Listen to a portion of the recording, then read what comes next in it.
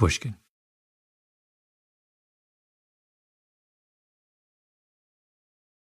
April 24th, 2009.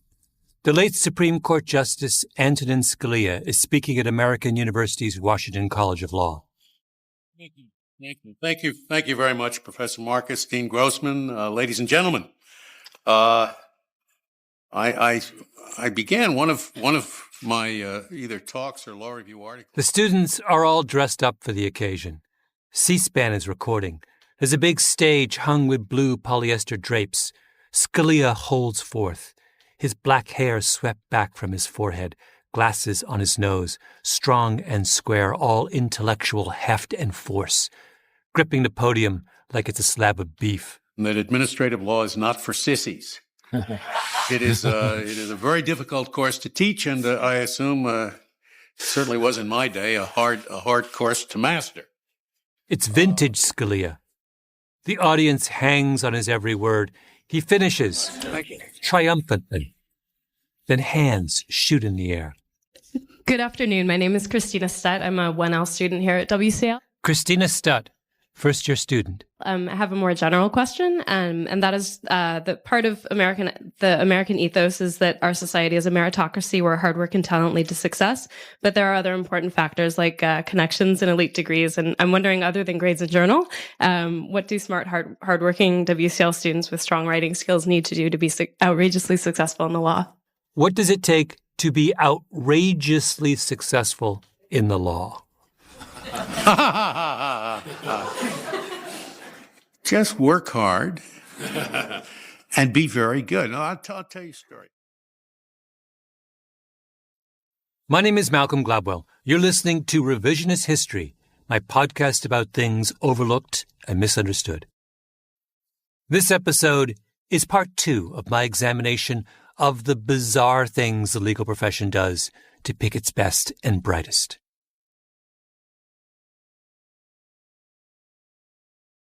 In part 1, which if you haven't listened to, you probably should, I took the law school admissions test along with my assistant Camille and couldn't understand why they made me rush through all the questions. But now in part 2, we have bigger fish to fry. I'm going to serve up Malcolm Gladwell's grand unified theory of how to fix American legal education. No, make that my grand unified theory for fixing all American higher education. And what is our text for this discussion of Gladwell's grand unified theory? It's the answer Justice Scalia gave to the unfortunate Christina Stutt. You know, by and large, unless I have a professor on the faculty who's a good friend and preferably a former law clerk of mine whose judgment I can trust, I'm going to be picking, for Supreme Court law clerks. I can't afford a miss. I just can't. So I'm going to be picking from the law schools that basically are the hardest to get into. They admit the best and the brightest, and they may not teach very well, but you can't make you can't make a sow's ear out of a silk purse. And if they come in the best and the brightest, they're probably going to leave the best and the brightest. Okay. Let's pretend to be fine legal minds for a moment and closely parse the meaning and implication of Scalia's statement. A student at American University's Washington College of Law, a law school that U.S. News & World Report ranked 77th among all American law schools, is asking a question of a sitting justice of the U.S. Supreme Court who graduated from Harvard Law School. She's basically asking him, would it be possible to be one of his clerks? And he answers, you go to American University's Washington College of Law, you have no chance of becoming one of my clerks. I only hire people who went to Harvard like I did. But then he goes on, and he says this, which is my favorite part, because it sums up absolutely everything I want to talk about in this episode. I mean, everything. Now, the reason I tell the story is one of my former clerks, who I am the most proud of, now sits on the Sixth Circuit Court of Appeals. Jeff Sutton. I always refer to him as one of my former law. He wasn't one of my former law. He was Lewis Powell's clerk. At the time, Lewis Powell was semi-retired from the Supreme Court. He had what's called senior status. So his law clerks worked mostly for other justices. But I wouldn't have hired Jeff Sutton. For God's sake, he went to Ohio State.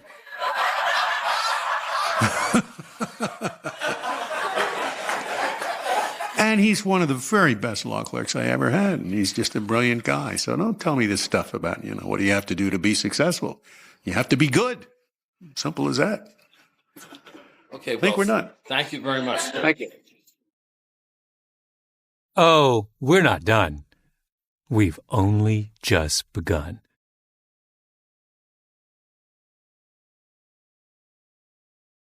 Tell me why you decided to go to law school. Whoa. So law school was a third choice. First choice was teaching. I was a teacher and coach for several years, both middle school, high school, soccer, baseball, little track. This is Judge Jeffrey Sutton, the guy who somehow slipped through the cracks to become the best clerk Antonin Scalia ever had. Foreign service was choice number 2. No lawyers in my family. And when I finally went to law school, I wouldn't say my parents were beaming with pride. I came from a family of kind of service-driven folks who were either in education, some missionaries. And why did you decide to go to Ohio State Law School? Well, it was a pretty complicated decision. I applied to 2 law schools, Ohio State and Michigan. I got into one of them, and I ended up enrolling at the one I got into. Oh, I see. It was the... I very much would have liked to have gone to Michigan, and the fact that my father-in-law had gone there and his son-in-law couldn't get in was a little humbling, but we got over it. I didn't ask Judge Sutton what his LSAT score was, but we can do the math. Michigan is part of the elite group of law schools known as the T14, the top 14. Yale, Stanford, Harvard, University of Chicago, Columbia, all the big ones. Ohio State is not among the T14. The median LSAT score of someone who goes to Ohio State these days is 8 points lower than the median score of someone at Michigan. Now, what does that fact mean? Well, as you may recall from the previous episode, the LSAT is not a test of someone's ability to solve difficult problems. It's a test of someone's ability to solve difficult problems quickly. It has 5 sections of 20 to 25 questions, and you have a hard limit of 35 minutes for each section. You have to rush. As one LSAT tutor told me, the test favors those capable of processing without understanding. It favors hares, not tortoises. So what's Jeff Sutton? Well, he's clearly brilliant. He was the Ohio State solicitor in the 1990s and wowed the Supreme Court with his arguments on a number of cases. His most recent work of legal scholarship is titled 51 Imperfect Solutions, States and the Making of Constitutional Law. The New York Review of Books felt they had to get a retired Supreme Court justice to review it. There are lots of very serious people, in fact, who think Sutton deserves to be a Supreme Court justice himself one day. So Sutton is in the category of brilliant person who didn't do all that well on the LSAT. What does that make him? It makes him a tortoise. And not just any tortoise, a giant tortoise. He's one of those tortoises from the Galapagos that's 5 feet long. So Sutton graduates from Ohio State, gets a job clerking for a federal judge, then a job clerking on the Supreme Court. And in his year as clerk for Scalia, he thrives. The thing that really affects everybody who works with him is within weeks, you just get a sense of this incredible passion for the law, and that is just intoxicating. And that is what really changed things. And that year, I can't emphasize enough how much I got out of that year. Not long before, Jeffrey Sutton had been a middle school teacher and track coach in Columbus. Now he's working with one of the greatest legal minds in the country. And he does such a good job that 17 years later, at some random speech at American University, Scalia singles him out. Scalia had well over 100 clerks. Jeff Sutton is the one he's proudest of. So why does a tortoise do so well working for the Supreme Court? I asked my fanciest legal friend, Tali Farhadian, who was a clerk on the court a few years after Sutton, for Justice Sandra Day O'Connor. So if you were working on a case, What does working on a case mean? Well, we worked on two kinds of cases. The first kind is what's called the cert pool. The thousands of petitions sent to Washington every year by people who want their cases heard by the Supreme Court. We would each get a stack of petitions, I think, on a Wednesday, and we had a week to get them. How many would you get on into Wednesday? the pool? Yeah. So that in that case, it would be a lot to read. A lot to read. When you read those kinds of things, how do you read? How do you read? I don't know what that question means. Do you read the same way you read a work of nonfiction or a New Yorker article? Or? Well, I always read them, and I continue to read similar documents with a pencil in my hand, which is not how I would read for pleasure, whether nonfiction or but fiction. But you read slower or faster? Much slower. Much slower? Yes. How much slower? Personally, I feel I can read very quickly and I can read very slowly, and I get different things out of it. But this is definitely slow reading territory. It is slow reading territory. And why is it so important to read slowly? Because the details matter, and because the arguments are intricate. Yeah. And because the solutions are difficult. I mean, everybody will tell you this. When a case comes to the Supreme Court, a case that's really ready for review at the Supreme Court, it's hard. The reason the circuit courts have disagreed about it is because it's really hard. Like, the answer is not obvious. Yeah. You're kidding yourself if you think that it is. So you have to think while you read. Yeah, yeah. You can't just process, you have to understand. Yes. Yeah. You have to think while you read.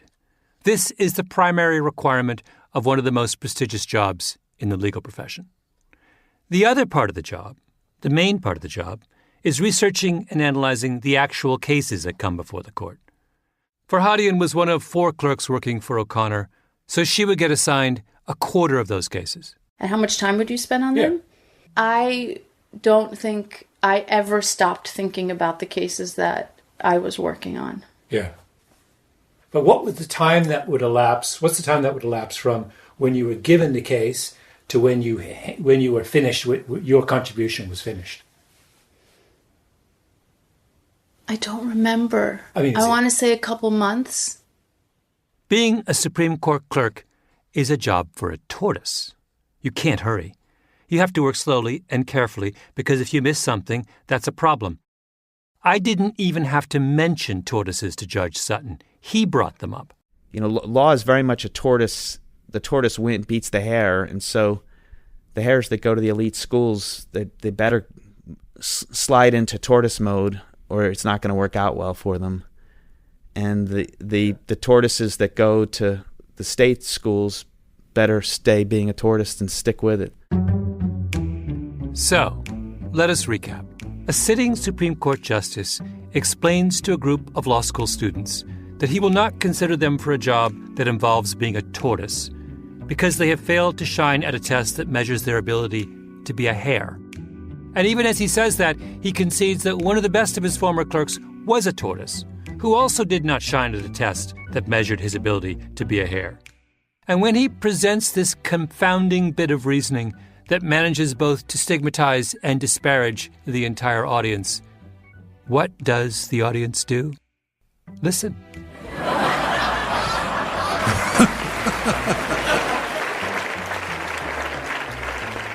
I mean, this is bananas. This is like prisoners cheering the warden. I think you can see why we are in need of a grand unified theory to fix legal education.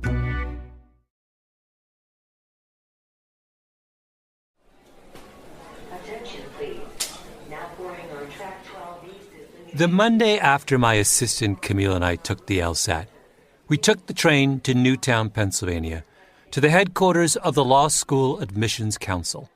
This is the group that, for the past 70 years, has created and administered the LSAT. They operate out of a 2-story red brick building in an office park. Big atrium, very 80s. We were ushered into a conference room on the 2nd floor where a row of test experts, psychometricians, were waiting for us. What time did you have to arrive at the test center? 8? We started at 8:30. They began with a tutorial on how to make a standardized test, which I have to say was fascinating. It turns out a single item on a test like the LSAT takes 36 months to develop. They don't just dream up hard questions. They test the questions over and again to make sure they're the right kind of hard. So what I've done here is I've identified a question that was actually rejected because it was not performing similarly for two subgroups of interest. Those were males and females. This is Alex Weissman.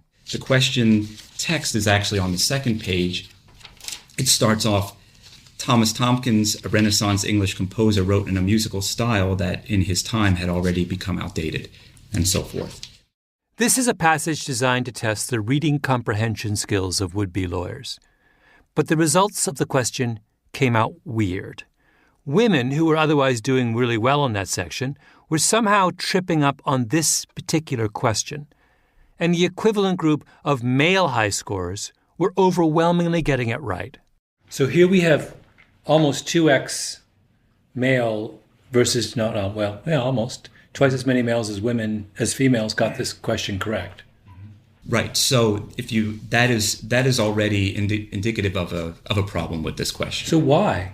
The question of why is not always easy to answer, and for a question like this, what we determine is, even if we can't determine why this is happening, we don't take the chance in keeping it on the test. In this case, the LSAT wasn't functioning as a test of ability, which is what it's supposed to be. It seemed like it was a test of gender, which it's not supposed to be. So they threw the question out. When I talked to psychometricians outside the legal world, they were unanimous in their praise of the LSAT. It was like talking to auto mechanics about a Porsche. Mechanics love Porsches, and if I had let them, I feel those three on the panel would have happily talked about their sports car for hours. The engine, the steering, the acceleration. But Camille and I had just, 2 days earlier, taken the LSAT. And what I really wanted to know was, why were these guys building a sports car? I mean, why go so fast? Why not just build a really good minivan? So we know in law school that doing the work efficiently, being able to handle the reading load and handle the amount of analysis that's required in a certain amount of time is relevant. Lily Nisevich takes up the cause. Research requirements on any redesign of the test is to make sure that if you're changing the timing or the number of questions that you're asking in a given amount of time, that you go back to square one and make sure it predicts. We're now 1 hour and 14 minutes into the presentation. I can't hold back any longer. So you've been talking about efficiency, but I was trying to be more, you guys stopped me from being efficient. I had just been through the experience of finishing the first section of the LSAT with time to spare, and then running way out of time on the last logic section. The efficient way for me to take the test would be to speed up on the things that I was really good at, and then use that time on the things that I needed more time on. That's how efficient people work, right? But you wouldn't let me be efficient. I was told 17 times, you cannot look ahead at the next section. Why? I sat there for 10 minutes after the first one. Okay, so I'm getting a little bit worked up. But remember, I'm under tremendous pressure to beat Camille on the LSAT.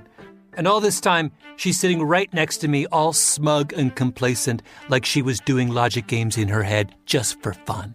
I was like, why can't I look at the next one? Trying to be efficient. You're not letting me. Because then you'd be getting more time for that next section than the person next to you or the person who was the people who took the question when it was gone through all these levels of...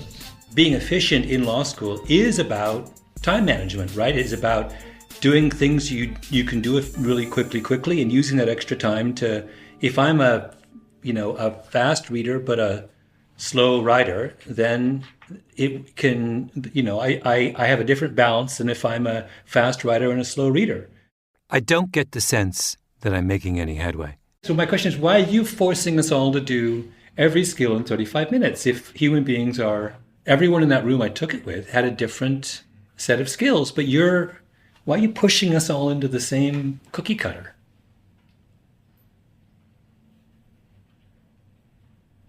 Anyone else want to chat about it?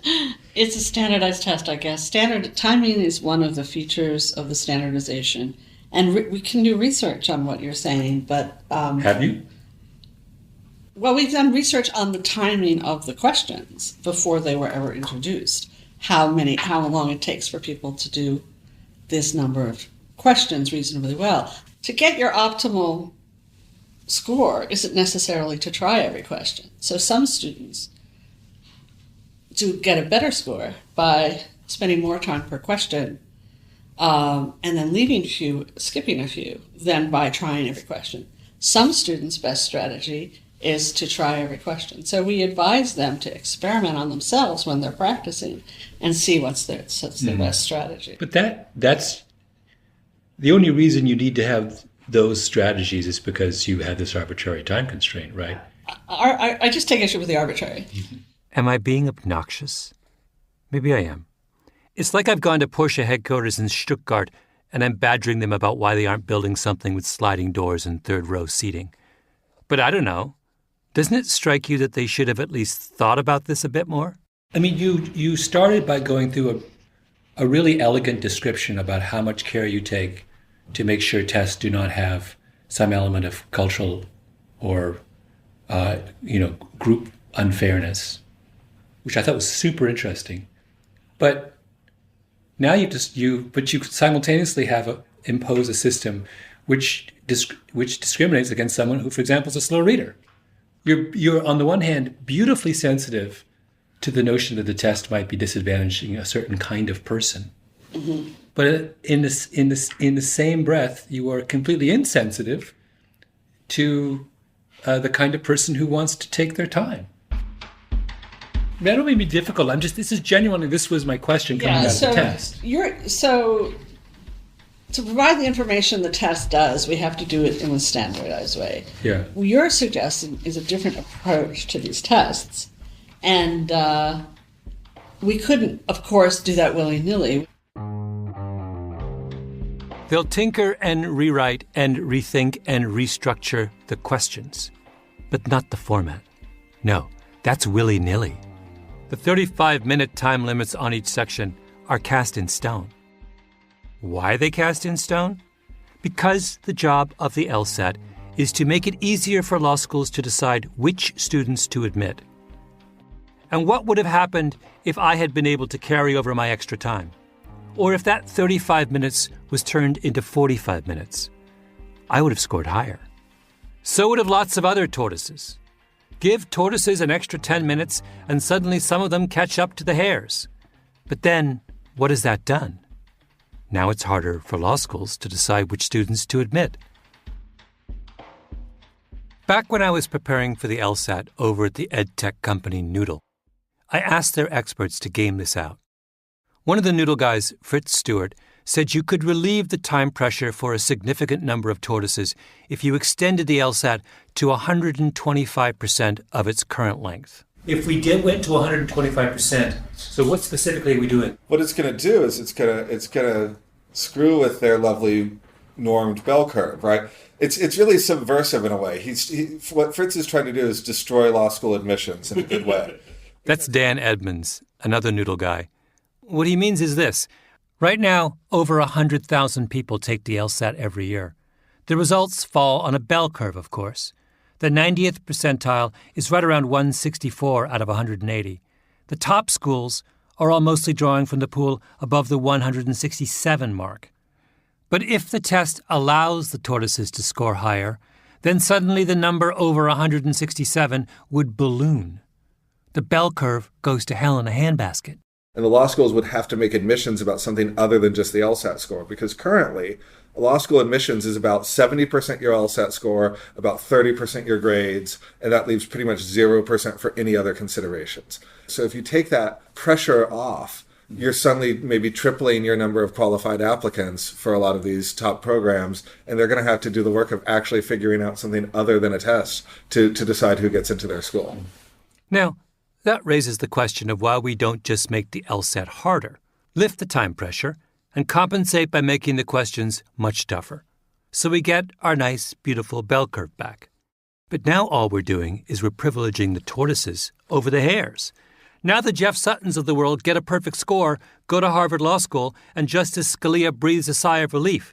Except if you do it that way, the hares get discouraged, because they can only get into American University, where they're 77th in the country, and when Supreme Court justices come to visit, they tell the students they have no chance. Why is this better? We need Hares too. If you're an investment bank trying to close an incredibly complicated deal in 48 hours, where the lawyers have to all read 1,000 pages in a day, maybe you want a Hare. The law needs tortoises and hares. We have now arrived at the absurdity of American meritocracy, of course. The whole reason that people obsess over their LSAT score is that there are a small number of law schools that everyone wants to get into, the top 14. The prestigious law firms basically only hire from the top 14. And the top 14 only have room to admit 4,500 students a year in total. 53,000 people are competing for 4,500 slots. It's crazy. I'm a graduate of the University of Toronto. All Canadians will tell you that the University of Toronto is their most prestigious, most elite world-class university. Do you know how many undergraduates attend the University of Toronto? Ready? Remember, this is the elite school in a country of just 35 million people. And just to orient yourself, Harvard University, the most elite school in a country of 330 million people, has a total undergraduate enrollment of 6,699. Ready? The best school in Canada has 70,890 undergraduates. Now, how about the University of British Columbia, our second crown jewel? 52,711 undergraduates. What about McGill University in Montreal? I always wished I went to McGill. Intimate, elite, exclusive. McGill has 27,601 undergraduates. Do you see how genius this is? We have elite schools in Canada, but we don't spend enormous amounts of time devising elaborate tests to arbitrarily limit the number of people who can attend those elite schools. We just made the schools bigger. Honestly, how hard is this?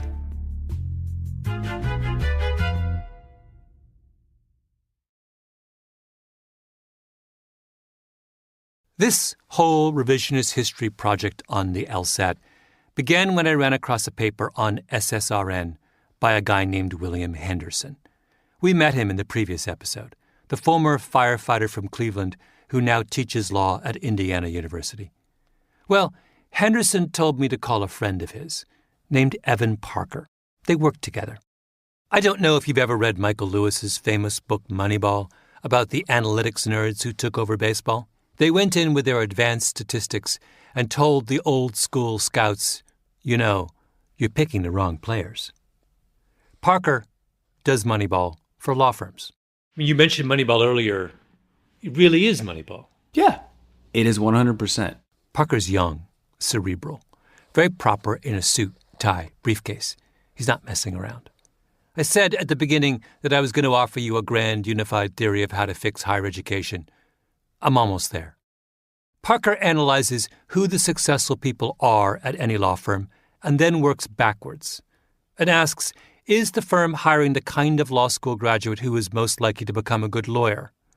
He has multiple data points, regressions, algorithms, and he finds they don't hire the right kind of law school graduate. What is the inefficiency? The perfect word is a market inefficiency. Firms have plenty of information about prospective hires, resume, grades, law school, work experience, but Parker finds they don't know how to make sense of it. People go for a shortcut instead. You end up selecting people who are like you, not people who are like the successful attorneys at your firm. You know, my colleague has called it the mirrortocracy, right? The mirrortocracy. People who remind us of ourselves. At the standard law firm interview, a partner sits down with a second-year law school student, and then that partner rates the candidate. What is the correlation between that rating and how well the candidate actually does when they get hired? Parker analyzed the data. It was essentially a coin flip. So if someone says, you know, this person's great, or they say this person's terrible, that really doesn't tell you anything about how they're actually going to do. With retention, it was actually negative, so that those who were getting higher individual scores were actually less likely to stay. Parker's method is to try and systematize what a law firm wants so that when they interview someone, they know what to ask. I probably shouldn't say too much because I can't give it all away. Yeah. But what we can do is think of proxies for certain types of behavior, right? So blue-collar work experience. What happens if you have that in your background? I mean, that's a mixed bag. It could be a lot of things, right? But if you have that background and you've also gone on to succeed and graduate law school and perform well, that is to us a signal of something meaningful, right? And so at certain firms, you will see blue-collar work experience as being one of the most, I think, positive and significant factors under the all else equal conditions. Mm-hmm. What makes for a good lawyer is complicated. It differs from law firm to law firm, job to job, situation to situation. You need algorithms and data to make sense of it. And now we come to the heart of the issue. Some of the ones that are more, I think, surprising to firms are the things that don't matter. What doesn't matter? Wait for it. Well, where you went to law school doesn't matter at all. At all? Yeah, it's essentially a random predictor. So, is it not matter within T14, or does it not matter? Well, it really doesn't matter. If you go on the website of any hotshot law firm, they have a picture of every one of their attorneys, and next to the picture they'll tell you where that person went to law school. So they can boast about how they never hire from Ohio State and American University. That's how much the profession is obsessed with law school pedigree. But what does the Moneyball guy, the quant who has run the numbers, tell us? Really doesn't matter. We like to sort of represent results visually, and so we'll have this baseline line, and essentially, what's to the left is sort of a negative predictor, what's to the right is a positive. And, it's almost uniformly the case that this T14 falls right on that dot, which is to say it's just an insignificant factor. Really? Yeah. That's kind of fantastic. Maybe fantastic is the wrong word. Infuriating is a better word. This whole process begins with the LSAT, which is based on the idea that a certain kind of thinking is valuable for legal education. And we know that's tricky, because it's not exactly clear why that certain kind of thinking is so much more important than other kinds of thinking. But whatever. For a separate set of idiosyncratic reasons, America only has so many places at the top. So those who excel at that certain kind of thinking get into the top law schools, and those who get into the top law schools get hired by the top law firms. And then what do we find? When you look at who succeeds at those top law firms, which hire on the basis of which law school you went to, which in turn select on the basis of whether you were good at that certain kind of thinking, you find where you went to law school doesn't matter.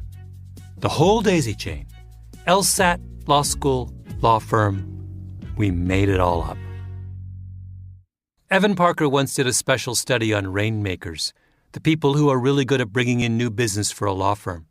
Law firms cannot survive without rainmakers. And I was struck in doing that work how many of the individuals in our study went to law schools that I've never even heard of, right? Or they went to night school to get their law degree. Night school and law schools you've never heard of.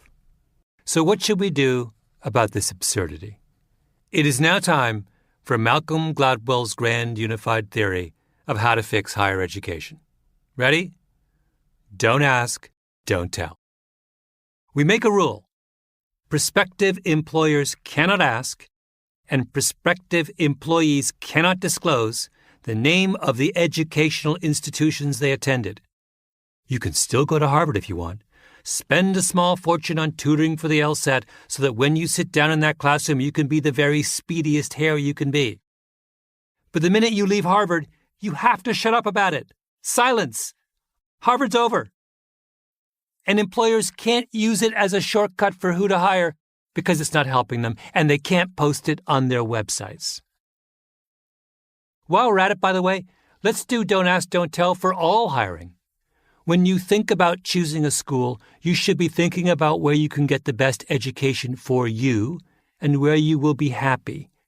You shouldn't be making some complicated calculation about the brand value of your college in the workplace. And neither should the Supreme Court. So I can't afford a miss. I just can't. So I'm going to be picking from the law schools that basically are the hardest to get into. So this is what Justice Scalia could have said. He could have said, in answer to Christina Stett's question, I care about people who can think deeply about consequential issues, who know how to read slowly, who are hungry enough to work on problems around the clock. I had a clerk once named Jeff Sutton, who was all those things and more, and I guess what I'm looking for is another Jeff Sutton, another giant tortoise. And if you're concerned about the fact you go to Washington College of Law or Ohio State because your LSAT score wasn't high enough, remember, I don't care where you went to law school. Because I consider it my responsibility as a gatekeeper in a meritocracy to select people based on their fit and their ability and not on their skill at answering 25 questions in 35 minutes. Something like that. It's not a hard thing to say. All right. I'm here with Camille Baptista, my assistant, with whom I went mano a mano on the LSAT 3 weeks ago. And Jacob Smith is also with us. This is the moment of unveiling. We have Camille has gotten the email from the Law School Admissions Council. Camille? Okay. So we're going to start with my score. Okay. Okay. Okay. Ooh. Oh. Okay. Nice. Okay. All right. Okay. This is Malcolm's score. Wait, what? What? I can't believe it. No way. Oh my God. Wait, can you go back to yours for a second? Yeah. Yeah. We tied. We got the same score. And I know you want to know what the score is, but trust me, that way lies only bitterness and illusion. Don't ask. Don't tell.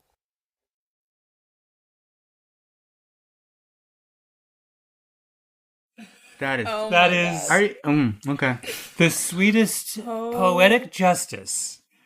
We began this whole process back in January, and the whole question was whether my years of savvy and experience would be offset by my years of cognitive decline, and whether Camille, the swiftness and brightness and newness of her brain would overcome her lack of real life experience. And turns out it's a wash. Yeah, it's just a wash. Yeah. I think this outcome is absolutely beautiful and delightful.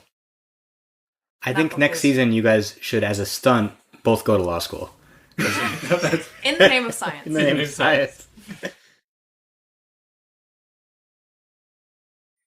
Revisionist History is produced by Mia LaBelle and Jacob Smith with Camille Baptista. Our editor is Julia Barton. Flawn Williams is our engineer. Fact-checking by Beth Johnson. Original music by Luis Guerra. Special thanks to Carly Migliori, Heather Fain, Maggie Taylor, Maya Koenig, and Jacob Weisberg. Revisionist History is brought to you by Pushkin Industries. I'm Malcolm Gladwell.